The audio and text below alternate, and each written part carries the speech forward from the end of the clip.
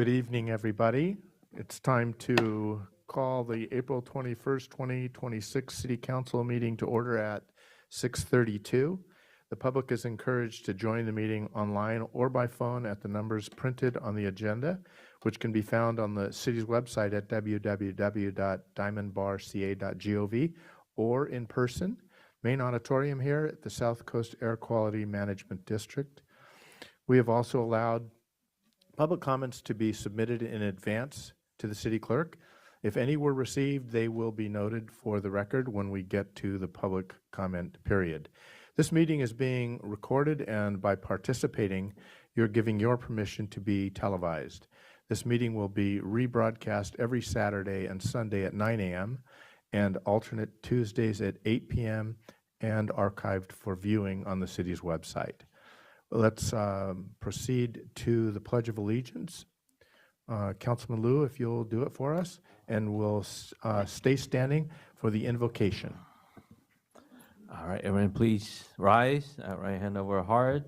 Ready, begin. I pledge Allegiance to the flag of the United States of America and to the republic for which it stands, one nation under God, indivisible, with liberty and justice for all.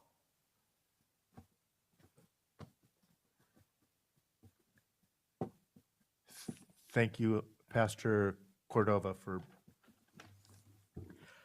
Let us pray. Holy and gracious God, we gather this day as a Diamond Bar community seeking wisdom, justice, and compassion. We lift up our city council members, grant them clarity of mind, steadiness of purpose, and spirit of service that places the common good above all else. Strengthen them to lead with integrity, humility, and courage. We pray for the citizens of this city, for neighbors who work for the flourishing of our community, for families seeking safety and opportunity, and for all who long to be heard, valued, and included. May this meeting reflect our shared community to dignity, fairness, and hope. As we remember Pacific Asian and Asian American Sunday in the United Church of Christ denomination, we give thanks for the gifts, leadership, and cultural richness of Pacific Islander and Asian American communities. We honor their stories, their resilience, and their contributions to the life of their communities. Inspire us to build a city where every culture is celebrated, every voice is welcomed, and every person is treated as a beloved child.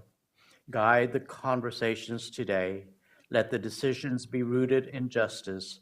Let the actions reflect compassion. Let all hearts remain open to one another. Bless this gathering and bless this city we share. In your many names we pray. Amen.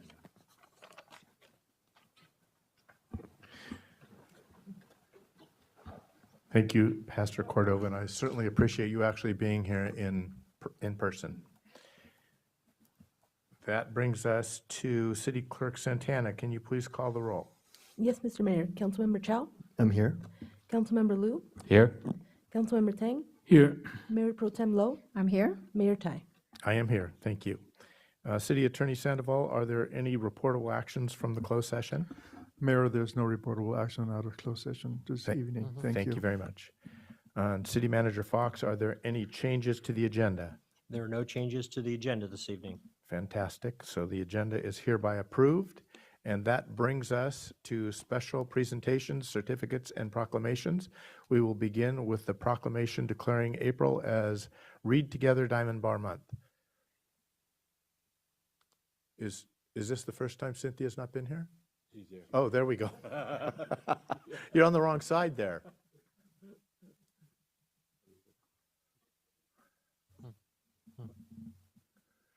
Did you? Yeah. Oh, If great. you want to come down, Let's go down. to present those.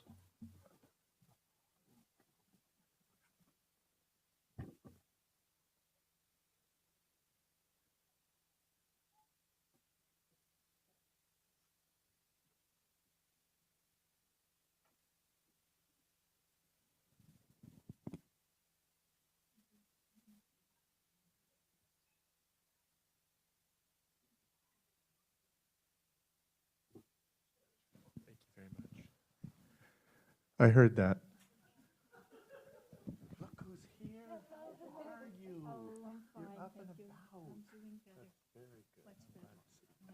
All right, here we are. The whole crew is here. Do you want to do all the whereases, or can we get right to the bottom? Yes, go right to the. Are you sure? Okay. So proclamation is Read Together Diamond Bar Month, and there are 5 whereases. I'm so sorry I said it. Whereases. Although I know people would answer to that, so I apologize.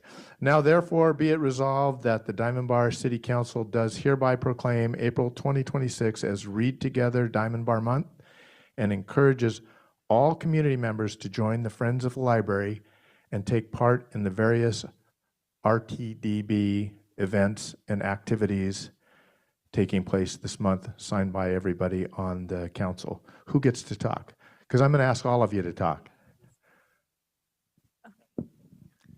Thank you very much to the city and the city staff and the people that have helped us in the library all these years. We started Read Together Diamond Bar about 2001, and we've been doing it pretty much every year since then, featuring different books, different ideas. And so it's been a very good thing for the library, I think, and for the Friends. Thank you very much. I'm going to let you have that. And you look like you want to share something about a book. Well, we would like to remind you that Friends of Diamond Bar Library has a mission to encourage literacy in the community, and so this is one of the ways that we do that. Is it One West Coast book? One book, one coast. One Book, One Coast book was selected by George Takei. They call us Enemy, and we had our book discussion last Saturday. And you're welcome to come on the 25th for our next discussion. This Saturday. Yes, this Saturday. You threw me. I was looking over here for you. Go ahead. Okay, on behalf of Diamond Bar Library, I want to thank City Council for proclaiming April as Read Together Diamond Bar Month. I think this recognition sends a powerful message that the city values knowledge, imagination, and the lifelong benefits of literacy. And also, I want to extend thank you to our Diamond Bar Friends of the Library. Their support is the backbone of Read Together Diamond Bar. And as Rachel mentioned, this April, we are all reading George Takei's They Call Us Enemy. It's a One Book, One Coast book, so we are joining over 130 library systems from across California, Oregon, and Washington, all to read the same book. And the library are offering a lot of programs related to the book. And this Saturday, we are honored to have a best-selling author, Naomi Hirahara, join us for book talk, author talk. She will be talking about life after Manzanar. And beyond her sharing her insights, she'll also help us present awards to our How a Book Changed My Life as a contest student as a contest winner. So we would like to invite the city council members and other community to join us for the celebration. Hope to see you all this Saturday. Thank you. You ready? No. No? And you either? Okay. Just, They said it all. it's wonderful. Share, if you would, please, whoever would like to do that, how long the Diamond Bar Friends of the Library have been active and what they have meant to our library. Who wants to do that? That's Kathleen. I can tell you that thank you. The Friends of the Library started pretty much in 1980. The library opened in 1977. We're on Grand Avenue. Now we have the beautiful new Diamond Bar Library, courtesy of the county and the city. And so we really moved up in the world. We've been very fortunate with our Friends group to have a lot of good members that have lasted for many years. So we invite everybody in the community to come and join us and become a friend. Is that good enough? Outstanding. You've still got it. All right. Can we take a picture? Are we going to move in closer?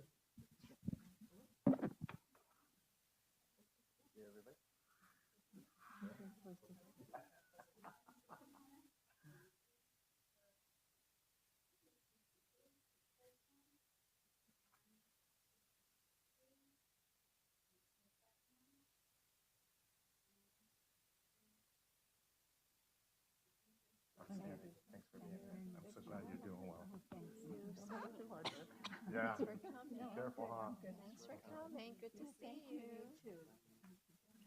Thank you very much. Good to see you. She's our, hey, this is our vice president. Oh, my God. Nobody, I got to tell you, nobody tells me anything. Okay?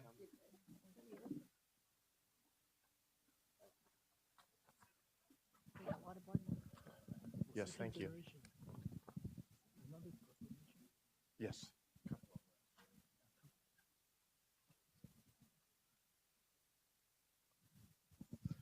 This brings us to a proclamation declaring May as Water Awareness Month. And would love to have Walnut Valley Water District Board Directors Ed Hilden, Scarlett Kwong, Teresa Lee, Jerry Tang, and Henry Wu. Are you all with us? Excellent.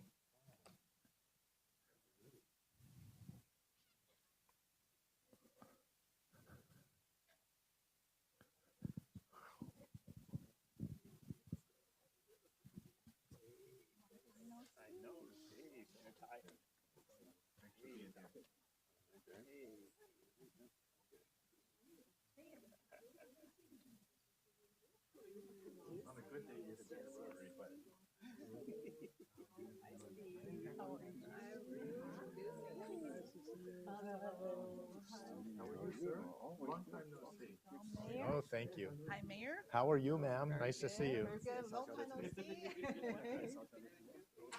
All right, which one of you is going to do the talking? Yeah? All right, you want to do this? Okay, I'm going to try really hard based on what I did, a few minutes ago. There will be no whereases, okay? So we're going to get this will get right to the crux of the issue. This is Water Awareness Month proclamation, and therefore be it resolved that the City Council of the City of Diamond Bar does hereby proclaim May 2026 as Water Awareness Month and encourages local community members, students, and customers to adopt a sustainable water lifestyle now and in the future. Today's date signed by everybody here? Yes, you get to talk. Oh, okay. Good evening, everyone. My name is Jerry Tang. I'm the president of Walnut Valley Water District this year. Very proud to be the board member and service the community. So based on the water conservation program, and tomorrow, actually starting from 3:30, we do have a award ceremony for those students who participate in the art contest. The winners, well, we cannot tell you right now, but at least we have 650 students participate in this wonderful award. This is a contest year. So there are 20 school districts and 27 teachers that are getting involved as well. So besides that, that's for tomorrow, Wednesday. And for Thursday, we do have another water array special workshop meeting. So we're going to go through this water array one more time to provide the best water array for the community and the best resource as well as the best quality of the water. So stay tuned. Thank you very much, Jerry. Want to take a picture?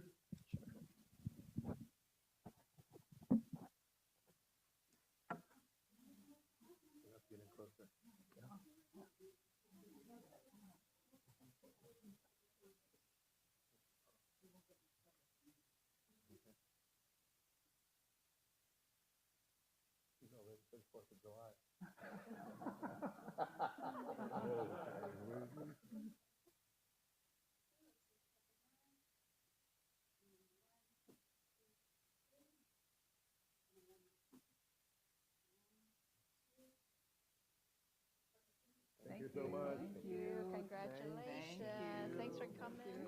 Thanks for coming. Thanks for coming. I saw your face down there. Thanks for coming out. It ain't easy. Good to see you. Thanks, Ed. Thanks for coming out. Sure, of course. Yes, we have the full board. I know. Good to see you.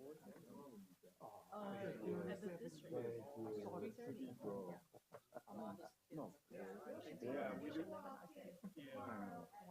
Why don't you live in our city? We do have a snack. Oh, just look.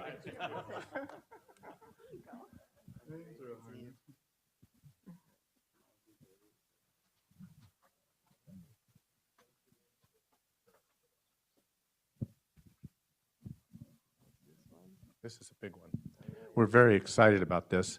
These are certificates of recognition for the California Junior Scholarship Federation. So you know who you are. I have 6 different things here. You can come down and be one of the 6, or I will come up there and pull you out. No, let's do the kids first.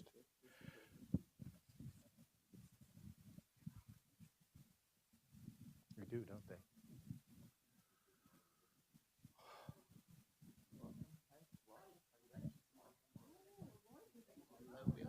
T, haven't seen you in forever. How are you?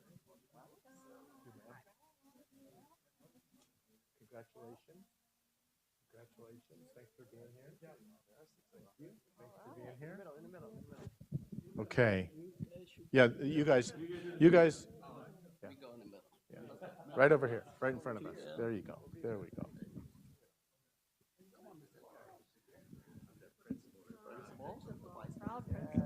Very proud, as you should be. Are all of you guys from both here? Yes. Don't forget our school board members as well. From Pomona, Representative Pomona. I think you know her. I do. I've heard about her.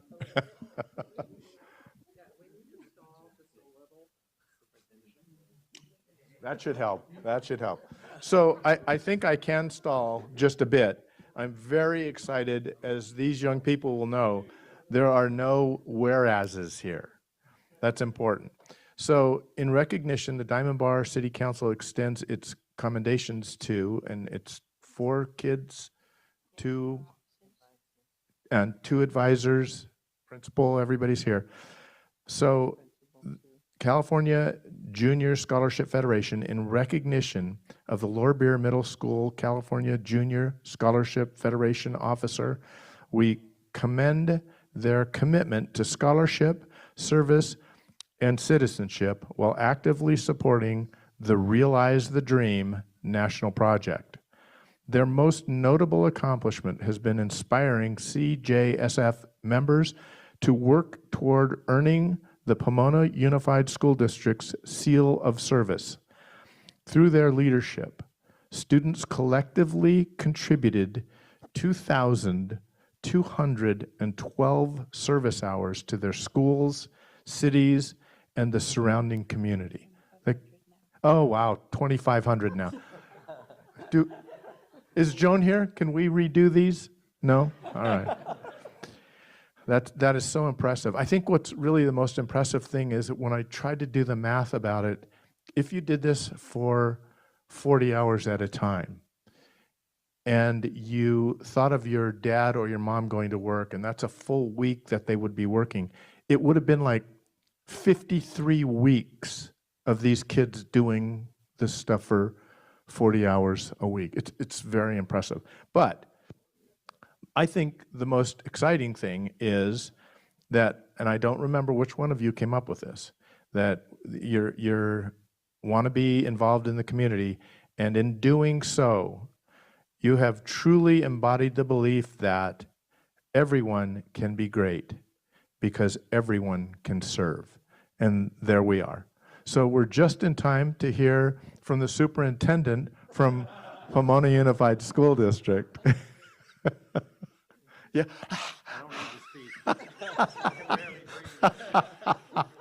All right, so what I would like to do is, Caleb? Thank you.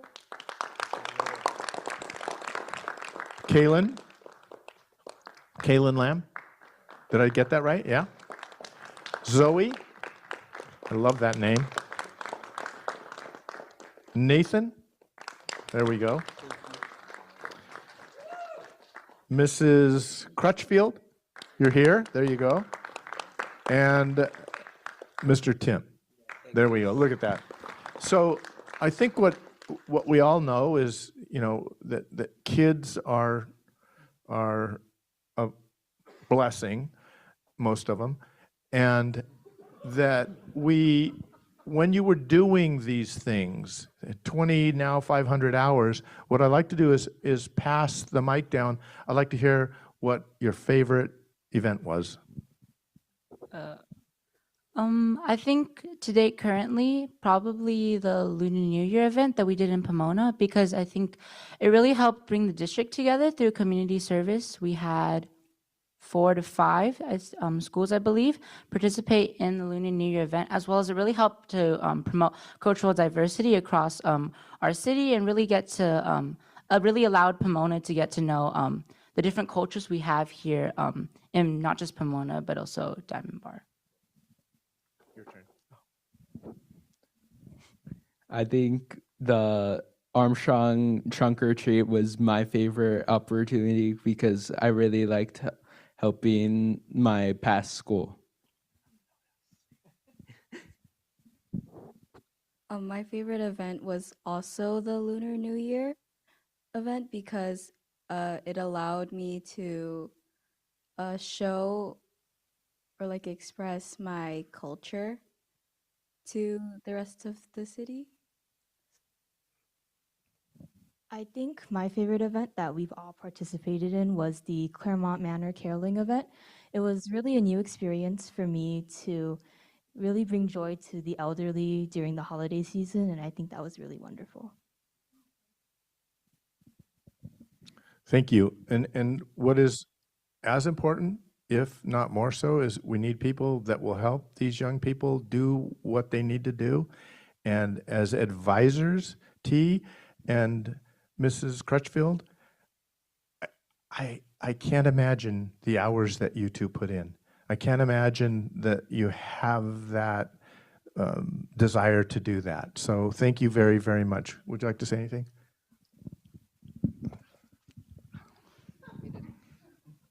All right, Mrs. Crutchfield speaking for both of us.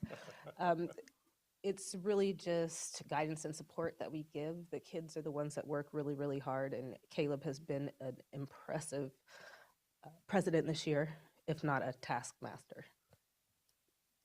So we appreciate you, Caleb. It's all you.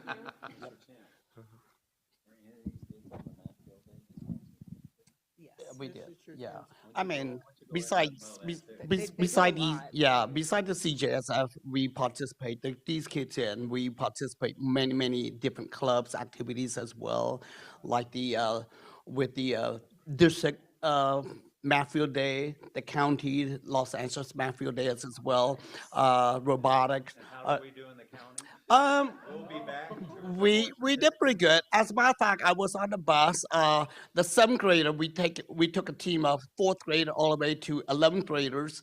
The 7th grader was my current student. The 8th grade, my current student. 9th graders, my former student. The 10th grade, my former student. The 11th grade, my former student. And their coach was also my former student. So it was amazing to see, current and former student in one bus. Just amazing. All right. There's so many more activities that we do with Pomona Unified School District and at Lobia as well. And we won first place.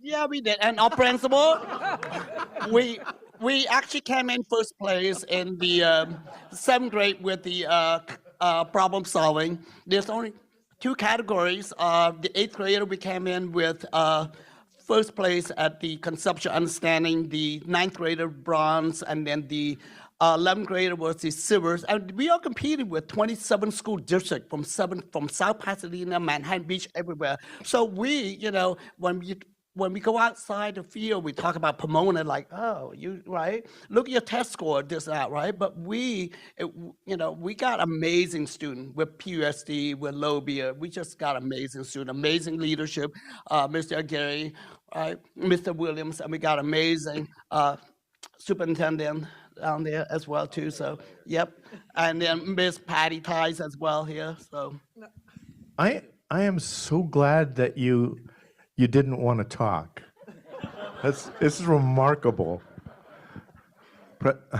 Principal Gary, would you like to say a few words? Sure. I think adding on to what was said earlier, I'm just so very proud of our students. They really do take the initiative. Their hard work is seen in many things that, go on within our community. One of the things that I was proud of last year is when we had our the fires that ravaged those homes across our area. They wrote letters to the families and created care baskets and boxes for those families. And that was just a touching thing that they did for our community. And I was just so very proud of them, continue to be very proud of them. And I just can't imagine what they're going to be able to do next. Mr. Williams? Oh man, I thought thought I was gonna be able to stand in the back. To kind of add on, I know we talk about a lot of what they're doing, but I want to just highlight their leadership and the example that they are on campus as far as the leadership group and what to truly stand for as Longhorns on this campus. We're preparing for an amazing event called Laura Beer Day, where we're going to have our feeder schools come to Laura Beer for kind of a middle school experience. And CJSF is really instrumental in making this day happen, not only with the planning, but the involvement. So being able to see leadership, not only with these four, but also the support of the parents and families that we see, we're just have the opportunity to see just great leaders being risen up. And I just have the privilege of being able to witness that. So thank you. Thank you for all you've done. Okay, one more shot at it. Okay, I can breathe now. First of all, let's give them a big round of applause, the students and the coaches.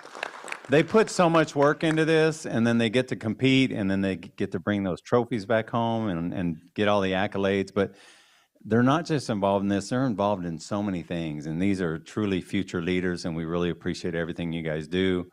And I also want to thank the City Council and the City of Diamond Bar for all of your support.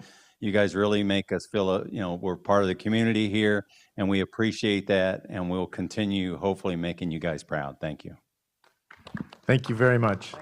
Thank you for wearing yourself out getting here. Wait. You forgot one. Wait. And they'll be here on April 25th for the Diamond Bar. Is it Earth Day? Yeah. So you'll see them there on that Saturday. So these guys do everything. They're amazing. Thank you. Will you be there? No. I didn't think so. That's what I thought. Okay, Ceci, we're going to need to close this in. I don't remember ever standing next to a middle schooler who's as tall as I am. So is this going to work?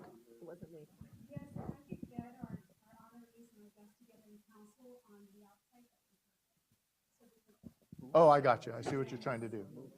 Yeah, that was. Yeah. Yeah, you're going to need to stand up there. Yeah, you better get in the front. I'm good.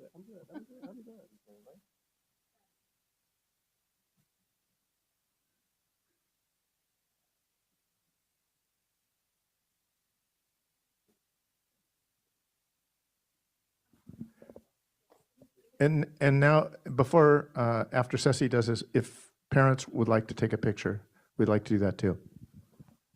With their kids? Yes. Okay.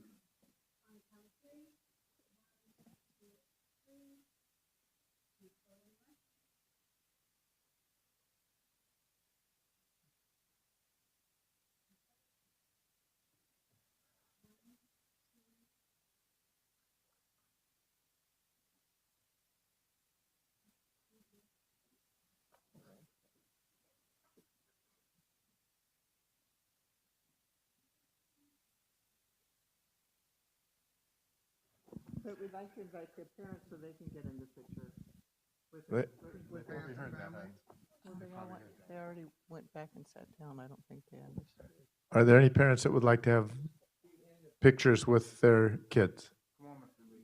No? Yeah, of course, of course. Oh, Mr. Shim. Come on, Mr. Shim. Caleb had one more idea he wanted to share.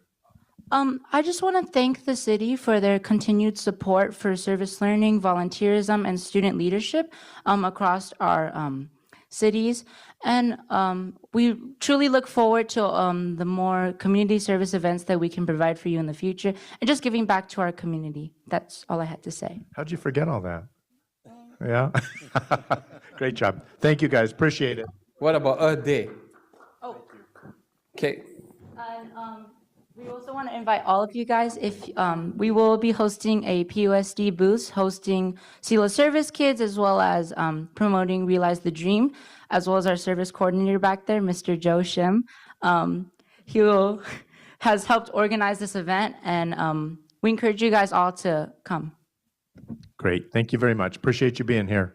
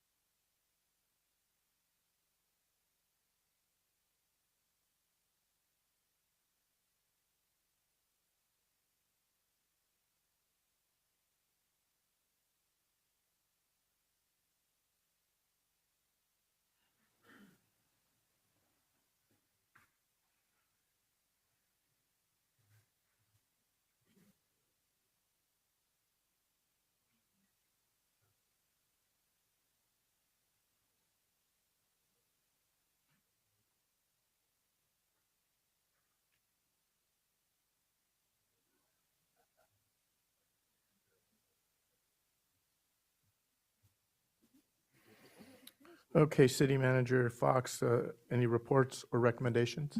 No additional reports this evening. Super, thank you. That brings us to public comments. Public comments is the time reserved on each regular meeting agenda to provide an opportunity for members of the public to directly address the council on consent calendar items or other matters of interest not on the agenda that are within the subject matter jurisdiction of the council. Although the City Council values your comments, pursuant to the Brown Act, members of the City Council or staff may briefly respond to public comments if necessary, but no extended discussion and no action on such matters may take place. There's a 5-minute maximum time limit when addressing the City Council. At this time, I have the one speaker who has submitted a speaker card, and then we will call up the City Clerk Santana will ask for those callers joining the teleconference who may wish to speak under public comments. So I have one speaker card from, I think it's Susanna Carrera. Hello, Mayor. Good afternoon, Mayor, City Council, and all the attendees. My name is Susanna Carrera, and I'm here on behalf of C-Cube Suicide Awareness Foundation. We're going to be having Community Connection this coming Saturday, the 25th, at the New Egg from 11 to 3. And I'm just inviting the community. It's free lunch, and just to get, it's for Community Connection. Very good. Thank you so much. Thank you for being here. That's the only card that I have. Is there anybody else that would like to address the City Council? You know the rules, right? All right, good evening. I heard them push Earth Day, but I also wanted to mention we have an open house this Saturday at our station, at Diamond Bar Walnut Station, from 10 to 2. If you're tired of Earth Day and you've been there for several hours and you want to come see ours, we're going to have everything that the Sheriff Department, or most of the things that the Sheriff offers: helicopter, buses, special weapons. Fire Department will also be there with their toys, search and rescue. We're also having a fundraiser for Deputy Levi Vargas, who passed away during the Baker to Vegas run, if you saw that in the news. And then secondly, I want to introduce a new member of the Diamond Bar team. So Nancy Farias was the community relations deputy, and she's still at my station, but she's taken on a new role. And replacing her is Deputy Jason Sotelo, who's standing next to me. And I just want to give him a quick second for him to introduce himself to you and to the community. Thank you, sir. Thank you, Mayor, Mayor Pro Tem, City Council members, residents of Diamond Bar, Captain Towsey, and Lieutenant Gomez. I appreciate it. I feel honored and blessed to be in this position. I've been a deputy sheriff for 21 years, worked patrol in the city of Diamond Bar for the last almost 6 years. And I'm excited to move from patrol into this new position to give my contribution to the beautiful city of Diamond Bar. So look forward to working with everyone. And when you see me out in the streets, please come up and say hi. I'd like to meet as many people as I can. And I'm excited to be here. Thank you. Thanks very much, Deputy Sotelo. You done? Any quick comments? That's it. Anything from you? Yeah. Crime's down, 24%. Never get tired of that. That's the last speaker card that I had here. City Clerk Santana, were there any public comment emails received, or are there any callers online?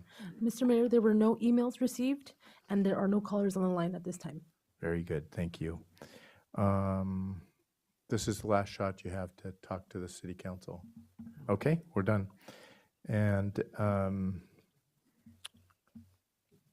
we'll now move on to schedule of future events and consent calendar. Mr. Fox.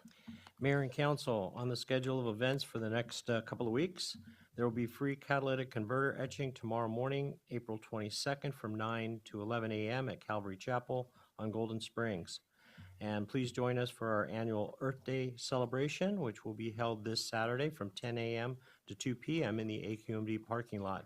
This is a family-friendly event with activity booths, education workshops, displays, and stage performances. There will also be drive-through services for paper shredding, e-waste collection, and textile recycling. The Planning Commission will be meeting on Tuesday, April 28th, starting at 6:30 p.m. in the Windmill Community Room at City Hall. Coffee with the Cop will be held on Saturday morning, May 2nd, from 8 to 10 a.m. at Bagaloo at the corner of Diamond Bar Boulevard and Grand. And our next City Council meeting will be held on Tuesday, May 5th, starting at 6:30 p.m. here in the AQMD auditorium.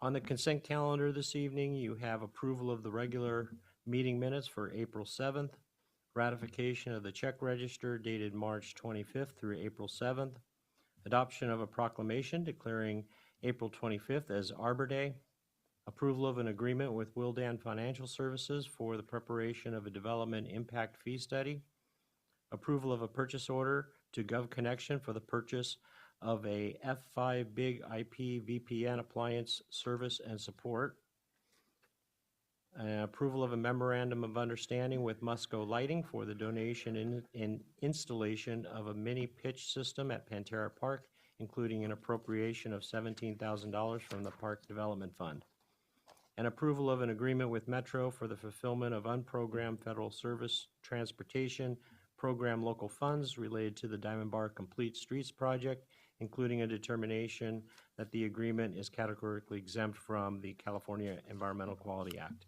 And that concludes the consent calendar this evening. Thank you very much. I can get my stuff straight here. Is there anybody that would like to pull any items for discussion? Mayor, I'd like to pull item number 7.4 for discussion. Okay. And otherwise, I'd make a motion to approve the remainder of the consent calendar. Okay, we have a motion from Mayor Pro Tem Lowe. Second. Second from Councilman Liu. Call the roll, please. Yes, Mr. Mayor. Councilmember Chow? Yes. Councilmember Liu? Yes. Councilmember Tang? Yes. Mayor Pro Tem Lowe? Yes. Mayor Tai? Yes. That's unanimous. Mayor Pro Tem. Thank you, Mayor. The reason that I pulled item number 7.4 is really kind of in the spirit of the Preserve Diamond Bar conversation that we've been having with our community. And this particular item is a contract to do a fee study. And my question really centers on the three bidders that had submitted the bid and the ultimate selection or recommendation by the city to select Wildan as the consultant that we should use for this item. I noticed in reading the report that the difference between this particular Wildan and the lower bid consultant, it was actually quite a bit, between 73,000 and 33,000. So what does that, my math is bad. $40,000. $40,000. So this is, it's almost double what the lower bid was. And the explanation in the report was that this particular bidder gave more allocation to the time and the hours that were required to do this project.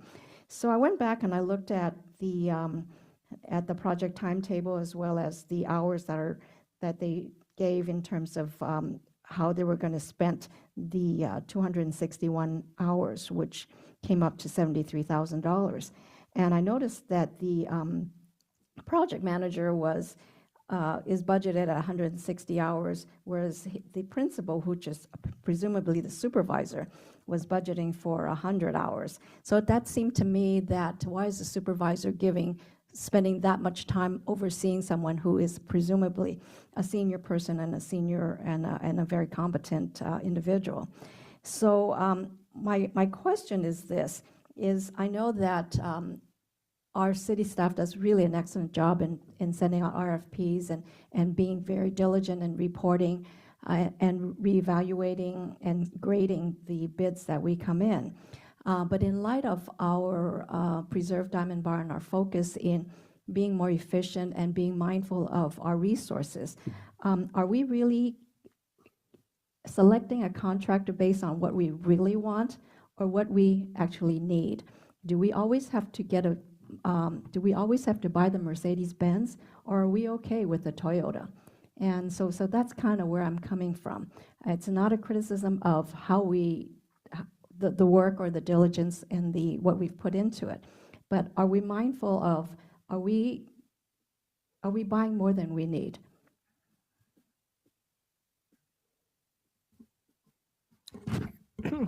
Mayor Pro Tem, thank you so much for the question and your diligent review of the staff report along with the proposal that was submitted by Wildan Financial Services.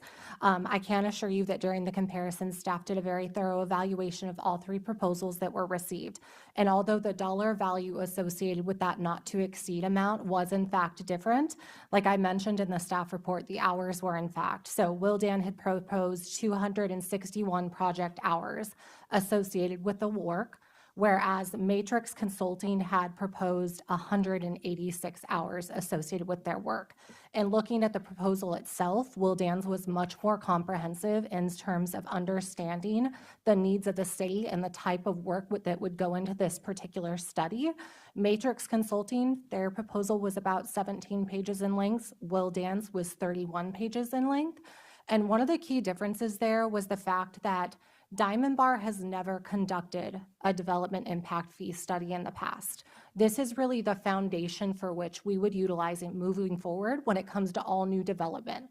Some of the references in the other proposal were not as thorough in terms of understanding that, because oftentimes these firms will go out and simply do updates to existing studies. So looking at this comprehensively, looking at the firm's experience and the number of studies that they have completed, I do agree with you. The two individuals that would be involved in this project are rather seasoned, but that's also incredibly important. This does need to, in fact, be legally defensible. There's a lot of conversations that need to go into it to ensure that any new development and that development activity has a nexus to any of the projects that are being proposed, as well as the proportionality and the financial contribution that would then be calculated thereof. So taking all of that into consideration, the recommendation from staff would be to move forward with Wildan, although the dollar amount associated with their work is higher. Thank you for that explanation. One minor question is whether or not Wildan will be subcontracting any part of their contract to a subcontractor. No, Wildan will do all of the work in-house. Okay, thank you. You're welcome. You're good? Okay, so I have a question for you, Danette. How long has Matrix been in business? Do we know that? I can look that up if I have it in front of me here. I want to say it was like 26 years, if I can recall correctly off the top of my head. 23 years is the correct number. Very good, thank you. You're welcome. Any other questions? No? Okay, so would you like to make a motion to, Yes, I'll make the motion to approve 7.4. okay? I'll Second second. from, who, I heard it. Okay, great. So we have a motion from Mayor Pro Tem Lowe and a second from Councilman Chow. Call the roll, please. Yes, Mr. Mayor. Excuse me. Councilmember Chow? Yes. Councilmember Liu? Yes. Councilmember Tang? Yes. Mayor Pro Tem Lowe? Yes. Mayor Tai? Yes, thank you. 5-0 vote. And that brings us to public hearings, which we have none, and council consideration amendments to the Diamond Bar City Code prohibiting camping on public places and interfering with public access. Mr. Fox. Thank you, Mayor and Council. The proposed amendment would prohibit camping on public places and interfering with public access. As we all know, homelessness is a nationwide issue that's much bigger than Diamond Bar. It encompasses everything from the need for supportive housing development to substance abuse treatment to mental health services, all of which are limited locally. Although not as prevalent compared to some of our surrounding cities, Diamond Bar has seen an increase in unhoused population and persons over the last several years. The point-in-time count that is conducted annually by the Los Angeles Homeless Service Authority identified 4 unsheltered individuals in 2018. The 2025 count identified 42 unhoused persons, with approximately 81% of those residing in cars, vans, and recreational vehicles. The city's approach has always been with the understanding that homelessness cannot be solved by a single entity, and that not having a home is not a crime. The city has established a partnership with San Gabriel Valley Council of Governments to utilize the Los Angeles Housing Service Authority, the Los Angeles Centers for Alcohol and Drug Abuse, and the Los Angeles Sheriff's Department Mental Health Evaluation Team to offer services and assistance to those experiencing homelessness. Unfortunately, those situations where individuals are not willing to accept resources or rehousing options, this often results in public safety and public health concerns on public and private property. The proposed ordinance would make it unlawful to camp, lodge, or sleep on public streets, sidewalks, parks, open space areas, city-owned property, and some areas on private property that impede access to businesses or impede access required by the American with Disability Act. Encampments on city streets and public property present safety risks to drivers, pedestrians, and users of facilities by obstructing access and creating conditions inconsistent with their intended use and the enjoyment of all members of the community, and which needs to be maintained in a safe, sanitary, and accessible condition. Much of the city is designated within a very high fire severity zone by the state. Encampments in open space areas and parks present a significant risk for fire in the community. Outdoor living on public property and streets without proper sanitation or waste disposal can lead to unsanitary conditions, increasing the risk of disease and environmental degradation. Section 10.16.115 of the City Code, which prohibits sleeping in vehicles, is proposed to be repealed to avoid any redundancy, as the proposed definition of camping includes vehicles used for sleeping purposes. Violations of the ordinance would be considered a misdemeanor, subject to the issuance of a citation, which would be the responsibility of the Los Angeles County Sheriff's Department. However, I do want to be clear that this would be a cite and release situation. There is no guarantee that the individual would vacate the public location or return soon thereafter. And it's likely that repeat offenders would not be prosecuted. The proposed ordinance is consistent with the latest U.S. Supreme Court decisions and the governor's executive order related to the city's ability to regulate camping on public property. In summary, the city does not have any staff that are trained social workers or law enforcement officers to directly engage with unsheltered persons. The city will continue to coordinate resources and referrals to shelters, transitional housing and services for individuals with those partner agencies that provide services to the city. Budget resources are currently limited to periodic encampment cleanups. The proposed ordinance does provide another tool that the city may utilize to address some of the ongoing challenges posed by camping on public places.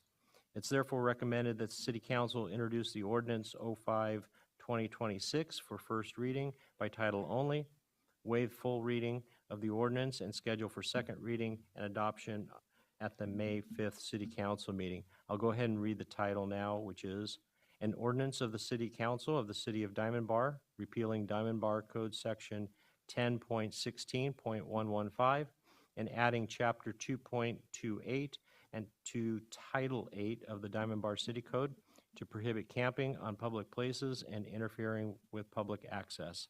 And I'd be happy to answer any questions that the council may have. Thank you, Mr. Fox. Any questions? I could do that. Would you like that first? Okay. Are there any public comments on this item that would like to speak to the council?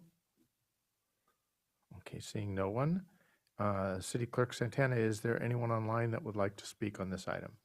Mayor, there are no callers on the line and there were no emails for this item. Thank you very much. Any council comments or discussion? Yes, now, Mayor Pro Tem, thank you. Thank you, Mayor. My question, I have several questions.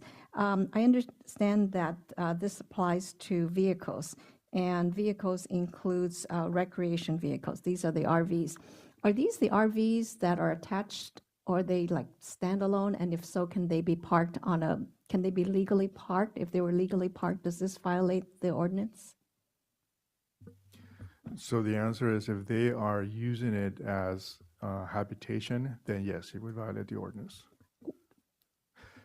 So normally you have 72 hours to park in a public right away, but there's a cat and mouse game where they move it to the next block and they keep moving it that way. If we have evidence that they're using the recreational vehicle or the vehicle for habitation purposes, then it would violate the ordinance and it would solve the issue about these vehicles being moved around town. Okay, thank you. My second question is with regard to the definition of the City of Diamond Bar, the jurisdiction. So my question directly refers to a park such as Paul Seagrove Park, which is in the city and it's a park, but it's really owned by the school district. So how does this ordinance affect that? It would still apply because if it's open to the public as a park facility or recreational, even if it's only a passive park, then it's covered under the definition. And then there's another section that prohibits camping or loitering within, I believe it's 250 feet of a school or a daycare center, public or private school. My question is that sufficient distance, or can we go out to the max? So what are you thinking the max would be? 1,000 feet?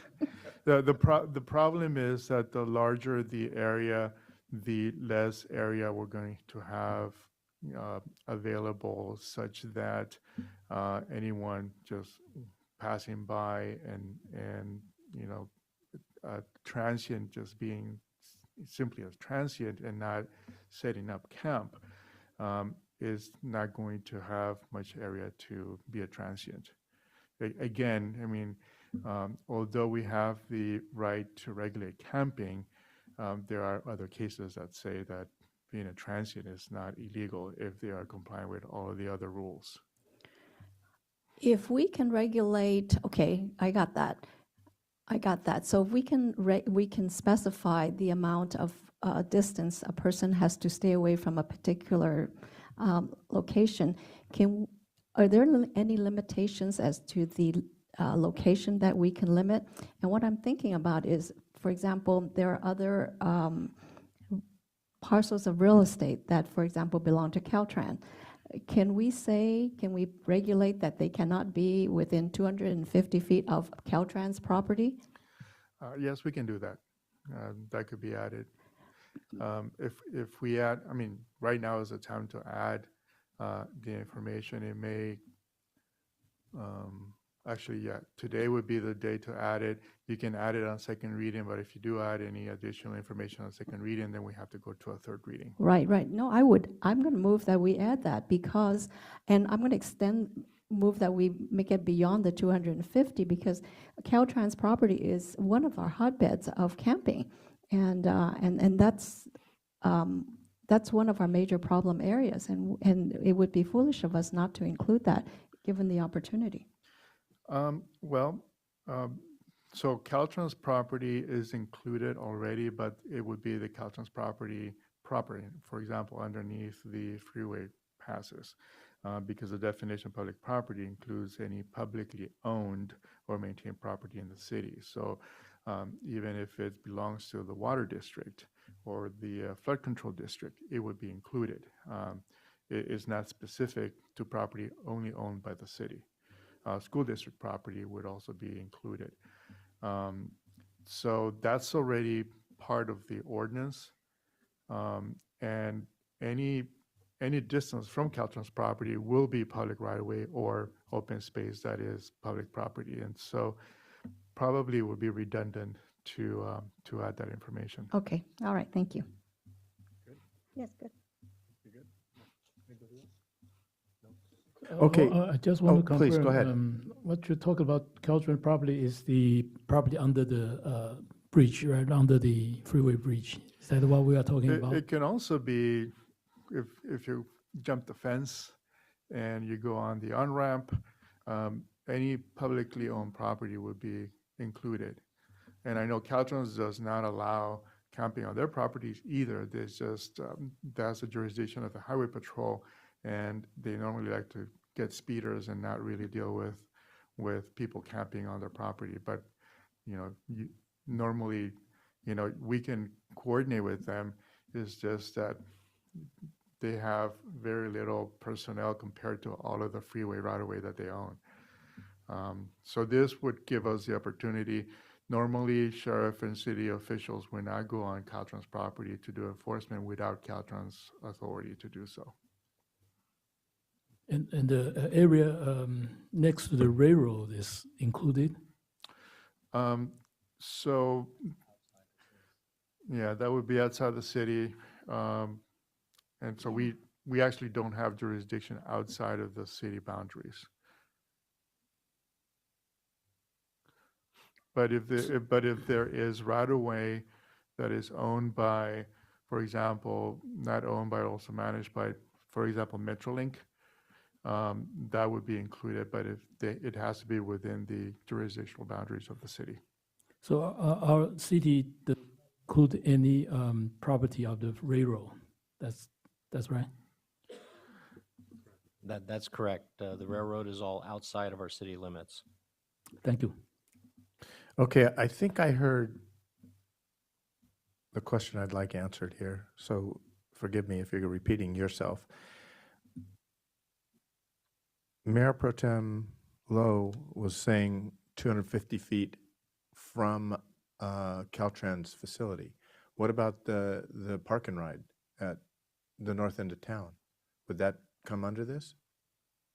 So they can't park their RV there? Correct. So that would be, again, the definition of public property, and that would be page 4 of the ordinance, page 154 of the staff of the agenda. Definition of public property means any publicly owned or maintained property in the city, including, parks, trails, open space, alleyways, buildings, right of way. Includes also, I think we included in here parking lots. Yes, parking lots specifically included there as well. And you're talking about park and ride parking lots? Yes. So what about CVS/Smart and Final? Those would not be included. Those are Because- private property. So how do we, if we can, make them aware of what we've done? Because what's going to happen is it's going to leave park and ride and they're going to end up at CVS. I believe that at some point they become trespassers of the private property, and there's already a provision in the penal code for trespassing violations, and that's something that the private property owners can work with the sheriff. But it's up to them. It's not up to us. to It tell will be them up that- to them, correct. Oh, okay. Interesting. Any other questions? No? Okay. Actually, I have one Please, question. go I ahead. just want to. It's been very interesting. Yeah, it's very interesting. Mr. City Manager, you mentioned that this is a cite and release offense. Exactly what does that mean? I probably have to defer to Captain Towsey of what that might mean. Just so Yeah, I don't mean, put if- my foot if- in my mouth. But Yeah, if I can add, so the enforcement of our code is a misdemeanor, but we do have wobbler. Wobbler Not means- infraction, though. So wobbler means that the prosecutor can choose to treat the violation as an infraction, but the violations of this particular code section that we're adding to the code would be misdemeanors. Again, the prosecutor can choose to treat it as or file it as an infraction, and also a judge, with the consent of the prosecutor and the defendant, can also reduce it to an infraction. When it comes to these types of not these types of violations, but any enforcement of the local codes or any penal code, it's multifaceted. Starts with the arrest, but then it has to go to a court of law before a judge, and it's a whole criminal process that has to go through. We also have the option to issue citations, which are civil in nature, but doesn't make sense for this population because administrative fines will never be paid. So normally we would enforce these as misdemeanors, but knowing the judges, when they see a city attorney or a city prosecutor, they beat us down to reduce the offenses. We have been successful sometimes to do a full prosecution. Then the question is, it's up to the judge to issue a sentence, right? And so that's just the process. This is why we're saying this is just one additional tool that would be available that currently did not exist. And so after the council adopts this ordinance, it's an additional tool that can be used to enforce, the regulations, and particularly for individuals who refuse service. They just want to be unhoused because they feel they have freedom, or for whatever reason. But normally, and the captain can tell you, we lead with offering resources, offering help. But there are individuals who just refuse to help. Sorry, Captain, go ahead. Answer it, or you need more? Well, I want to know, does the person who gets the cite, do they get a ride down to the city jail? Okay, so And were they cited and released?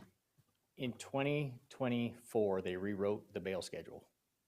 So there was a push that said that having a bail based on a money system is unfair to the less fortunate. So they changed our entire bail schedule, and now there are 3 possibilities for all charges.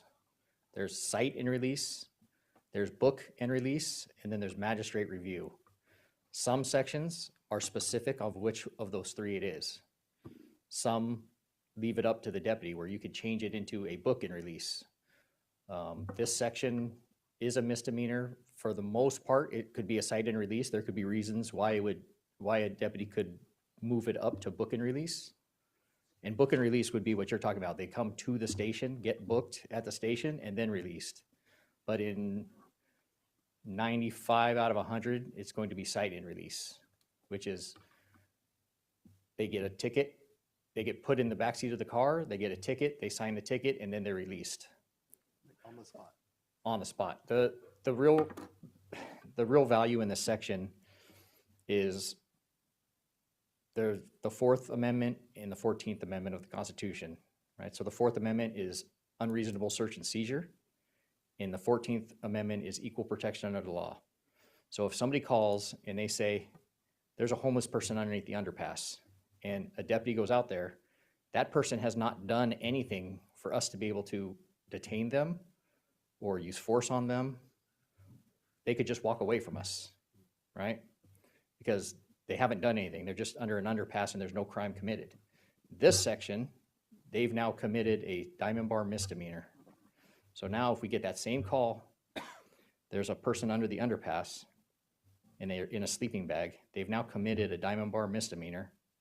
We now have the ability to stop them and detain them. If they want to walk away from us, they are not allowed to walk away from us because they have committed a Diamond Bar misdemeanor. So it gives us the ability to speak with that person. They are not free to leave at that point. That is the real teeth of this code. Whether or not they come to the jail or not is less important than the fact that now we can detain them. They can't just wander down the sidewalk and ignore us and walk away, and we have to just stand there and watch them leave, if that makes sense. Any other questions? No?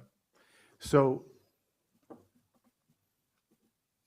is there any provision, and maybe this is for Mr. Sandoval, is there any provision that we continue to cite and cite and cite? Is there at some point, there are so many that a judge is going to go, oh, this is foolish?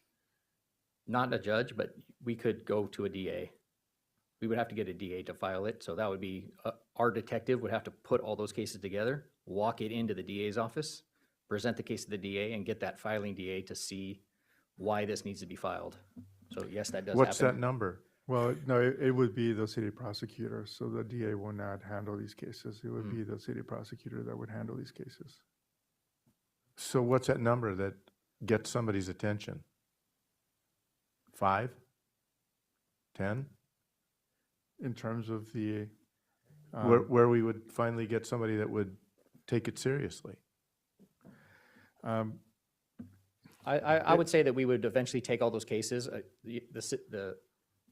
The city could do it, but I would say you could probably make a public nuisance case where we could probably get some help. But it would have to be, I don't know what the number would be. It'd have to be enough where it got the attention of the station, it got attention of the city, and we're gonna try to look for, we're gonna call in our cards and try to get some help. Okay. I can tell you that if we arrest and prosecute on the first offense, the judge is not going to be willing to, to issue a sentence that's going to be meaningful. So my experience, it would be third or fourth offense when judges get the attention. I mean, we can get the attention of the judge. Okay, well, that's good. I mean, it sounds to me like what you've said, Omar, is that the judges are no help to us. Be careful. I withdraw the question. I get. Yes. I mean, I would say I was going to plead the fifth. I would say to that, what would the judge? What are we looking for from the judge? The jails. No, they don't want anybody in the jails. That's kind of the voters themselves have said we don't want people in our jails. If you look at how people vote, they vote to empty our jails. So I don't think a judge is really going to want to put somebody in our jail system for that kind of offense. So. So, Captain, it's a difficult answer. From a policy standpoint, I think Mayor Pro Tem had a good point. The 250 feet, is that a good enough distance from an enforcement standpoint? Or since it sounds like we have an opportunity to increase that if we needed to at this reading, so is that a good distance for you guys from an enforcement standpoint? The way I read the ordinance is all areas of Diamond Bar. So Yes. whether it's at 250, 500, or 1,000, it's still no Okay. place in Diamond Bar. Okay. Yeah, the 250 feet is in reference to private facilities, particularly childcare centers. Okay, so that's good enough. Yeah, Okay. and also there's I believe a 20 feet limitation for ATMs and banks. What about churches and that kind of thing? Then you're going to slippery slope because some churches like to assist these individuals, and other cities have had issues with that because then they will claim religious, First Amendment issues.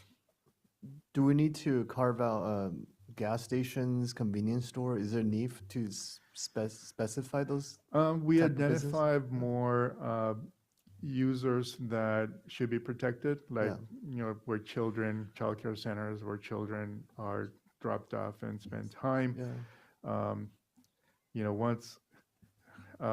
We also don't want to criminalize being unhoused.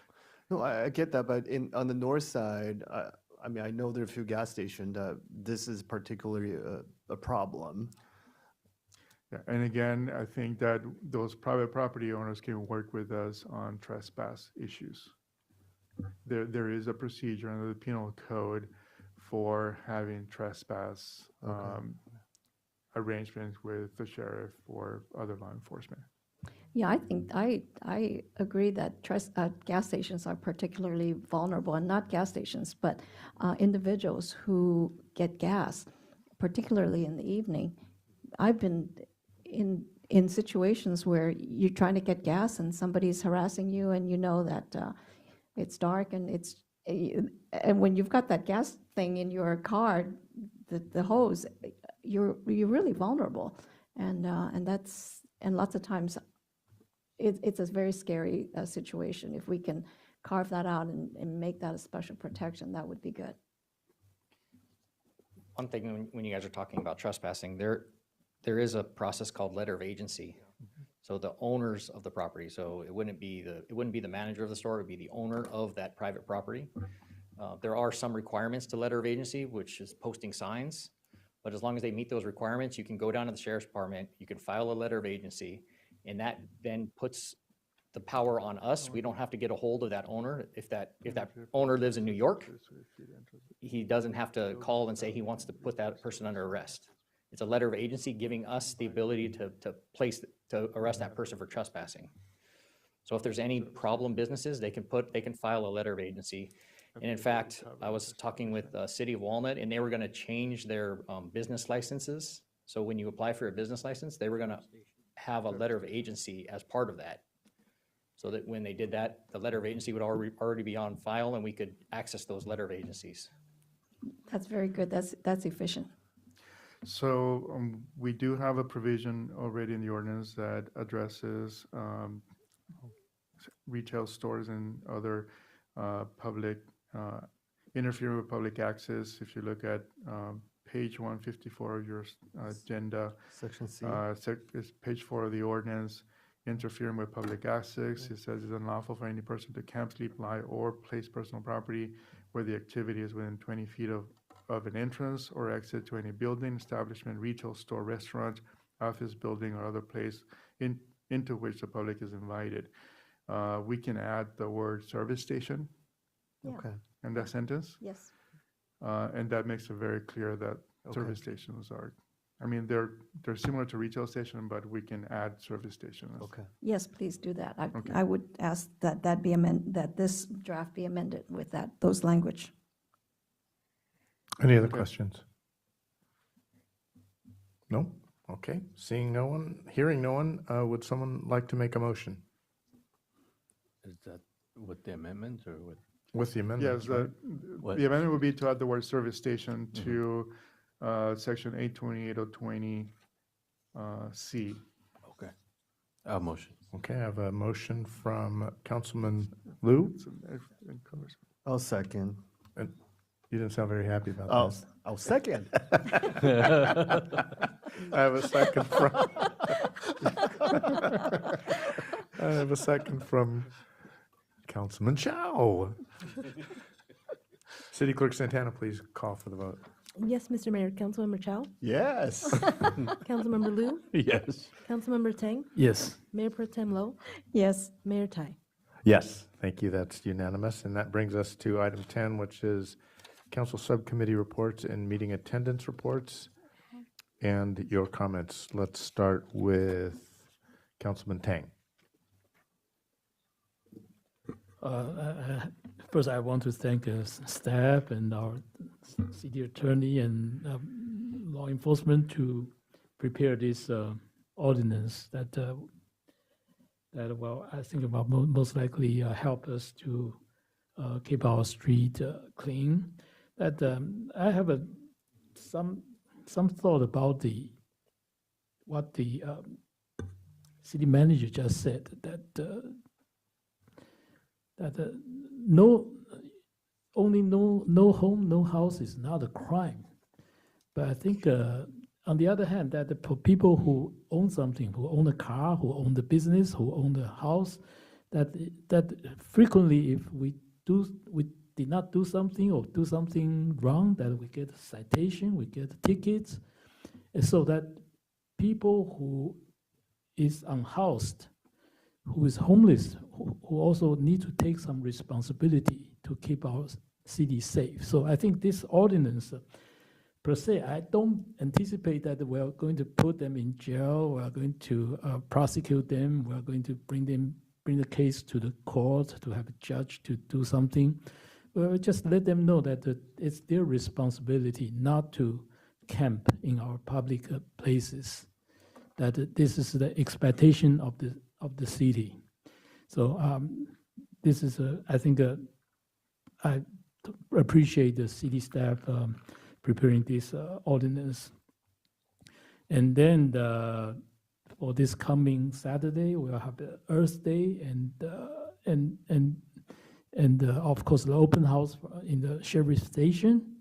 Then I will anticipate to attend both activities. And if I have time, I will attend the activity that one of the resident just mentioned, that the activity to prevent or to have alertness of the suicide in the New Acre building. And I have attended one of their gathering in the past, and I will go there to support them. I think this is a very important issue. And if I have more time, I will go to the library to read a book with everybody else. So hopefully that everybody will have the opportunity to attend these meaningful activities in the city. And I hope to see everybody there. Thank you. Thank you, Councilman Tang. Councilman Chow. Thank you, Mayor. I have two things to report. So as chair of the Tres Hermanos Conservation Authority, I'd like to invite the public to hike the Tres Hermanos Ranch tomorrow, April 22nd. So we're checking at 9 o'clock in the morning at the Grand Avenue Park. There's no pre-registration required. Just show up with your hiking boots. We have staff there to check you in, and you have to walk down Grand Avenue, though, to the little entrance, and you can hike into where the barn is and take a look around. The whole hike is about, I think they say about 3 mile round trip, so a little bit of a hike. So make sure you have your hiking boots on. Bring water. The weather should be nice, but again, there's no pre-registration required. It's free, but you do have to sign a waiver. So we hope to see you. And also, I attended this San Gabriel Valley Council government meeting last week. The council received, the COG received a presentation from Edison. They talked about Rule 28 undergrounding, the efforts that's being done there, and some other initiatives that they have. And also the COG took action to support a couple bills, specifically AB 2002, which is a housing planning funding bill, SB 1159, which limits AI in public processes, AB 1821, which updates public records cost recovery and timelines, and lastly, AB 2576, which refines transit-oriented development rules. So these measures were designed to strengthen local capacity, protect public engagement, and improve housing and planning implementation. So with that, I'll say good night. Thank you. You've been very busy. Yes. Councilman Liu. Thank you, Mayor. Thank you for staff for the insightful presentation. Thank you for law enforcement and staff for your hard work.